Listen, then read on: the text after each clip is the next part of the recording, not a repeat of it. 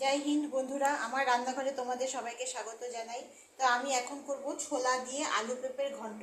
তো সেটার জন্য আমি এখানে আলু পেঁপে কেটে নিয়েছি। এগুলো এক সাইজের করে, আলু যেরকম আর পেঁপে সেরকম, দুটোই এক সাইজের করে কেটে নিয়েছি।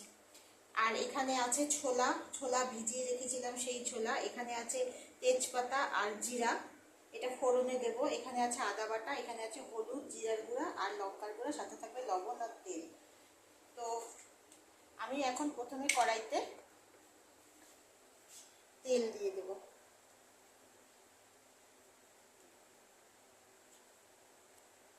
এরপরে আমি দিয়ে দেবো এখানে জিরা ফোড়ন, তেজপাতা আর শুকনো লঙ্কা। এটাকে একটু নেড়ে এটার মধ্যে দিয়ে দেবো কেটে রাখাই আলু আর পেঁপে।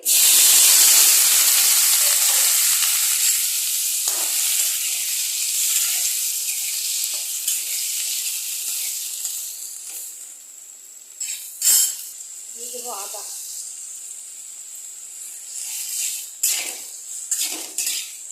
এটাকে একটু ফ্রাই করবো, হালকা করে একটু ফ্রাই করবো।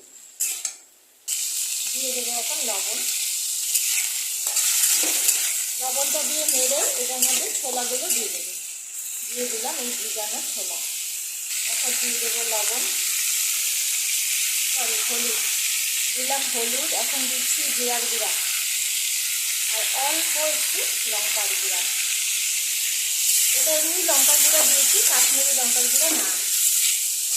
আর তোমরা চাইলে কাশ্মীরি লঙ্কার গুঁড়া দিতে পারো কালারের জন্য। তো আমি এখানে অল্প করে এমনি লঙ্কার গুঁড়া দিই। দিয়ে এখন এটাকে ভালো করে একটু কষিয়ে নেব। এখন দিয়ে দেবো মিষ্টি। নিরামিষ তরকারিতে মিষ্টিটা একটু বেশি দিলে ভালো লাগে। আর এইটাতে এইটাতে মিষ্টিটা একটু বেশি দিলে বেশি ভালো লাগে, মিষ্টি মিষ্টি হলে। দিয়ে এখন এটাকে ভালো করে নাড়িয়ে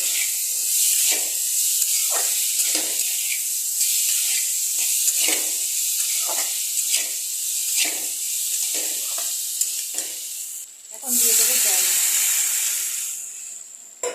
এটা একদম মাখা মাখাও হবে না, আবার একদম ঝোলঝোলও হবে না। মানে মানে একদম টাইট হবে না, একদম ঝোলঝোল হবে না।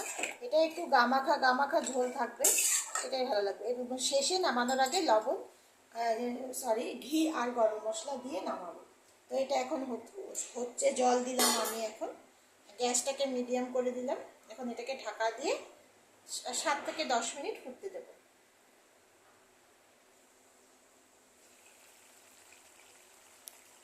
এটা আমার পুরো হয়ে গেছে। এখন এটার মধ্যে অল্প করে ঘি দিয়ে দেবো।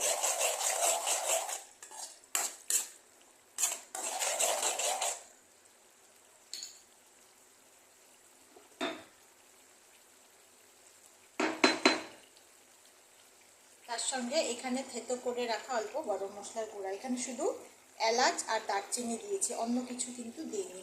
নিরামিষ তরকারি একদম, আলু পেঁপের একদম সাদা মাটা নিরামিষ তরকারি, সেই জন্য অন্য কিছু আর দিইনি। লবঙ্গ গোলমরিচ এগুলো কিছু দিইনি। তো এটা শুধু এলাচ আর গোলমরিচ দারচিনি, তো এটাতেই খুব সুন্দর সেন্ট উঠবে। এটা দিয়ে খেতে বেশি ভালো লাগবে এরকমভাবে। তো এটা আমার কমপ্লিট হয়ে গেছে। তো এটা ভালো লাগলে লাইক, শেয়ার আর সাবস্ক্রাইব করে দিও। কমেন্টে জানাবে কেমন লাগলো। আশা করছি তোমরা সবাই খুব ভালো আছো, ভালো থেকো। এটাকে একটু ঢাকা দিয়ে রেখে দেবো।